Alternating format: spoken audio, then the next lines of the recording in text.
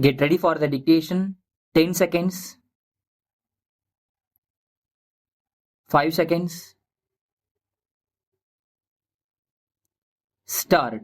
Mr. Deputy Chairman, for the last 3 or 4 days, we had the pleasure of listening to a number of speeches on the budget of this year. The budget was criticized by some members and it was welcomed by others. It is only natural. As we all know, we are going through a difficult period.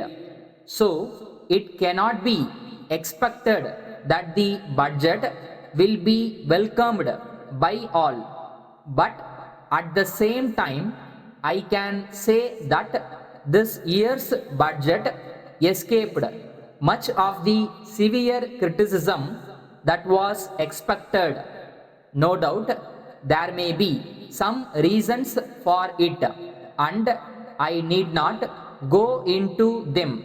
But I cannot forget one thing that has been said about this budget, namely that this budget was expected to be a rather severe one, but that it turned out to be less severe than expected, and that therefore there was such a welcome for it.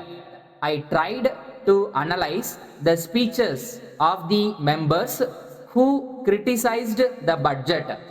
I will try to deal with their criticisms and try to show, according to me, what the major good points are in the budget.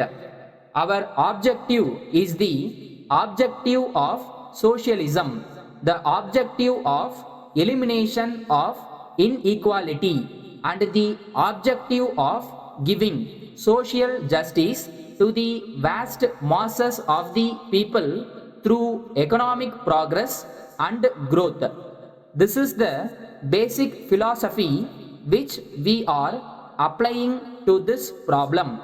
When we say that we are passing through difficult times, we are facing certain difficult challenges. We are passing through a very stormy economic period.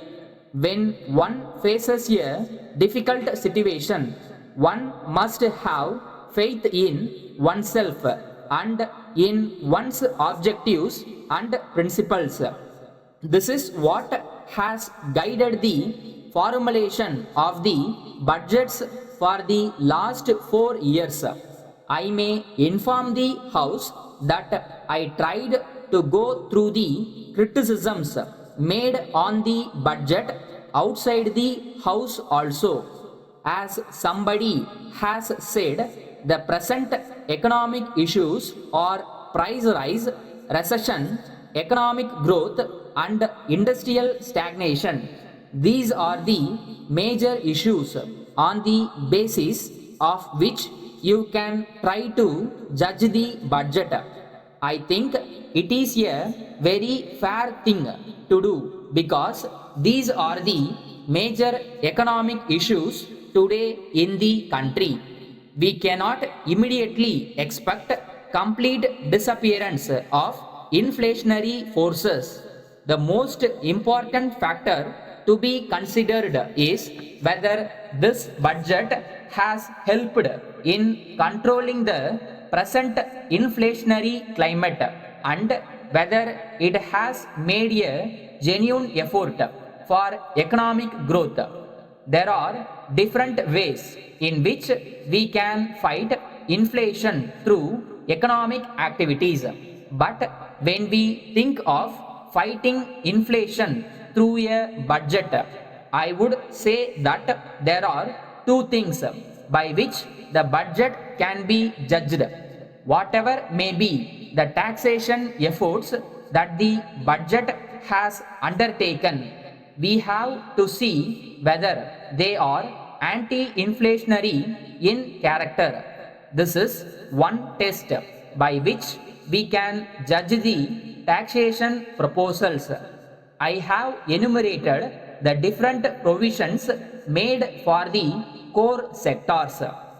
This will give real strength to the economy to fight inflation. Letter from the Secretary, Bus Passengers Association, Chennai, to the Chairman, Metropolitan Transport Corporation, Chennai. Sir, we want to bring to your notice the difficulties experienced by the public traveling in the corporation buses, particularly the office going public. It is true that the population of Chennai city is growing by leaps and bounds, and there is the floating population also. Of late, the problem of transport has become a big one, and travel during peak hours has become next to impossible. The office going public are not able to reach their office in time due to frequent breakdown of buses. Great inconvenience is caused to the traveling public as a result of bunching of buses and stoppage at many points for issuing tickets. Some conductors take a long time to issue tickets. If stage to stage season tickets are issued for the benefit of passengers, it will help reduce the delay in the issue of tickets. It may be suggested that the number of point to point express buses may be increased.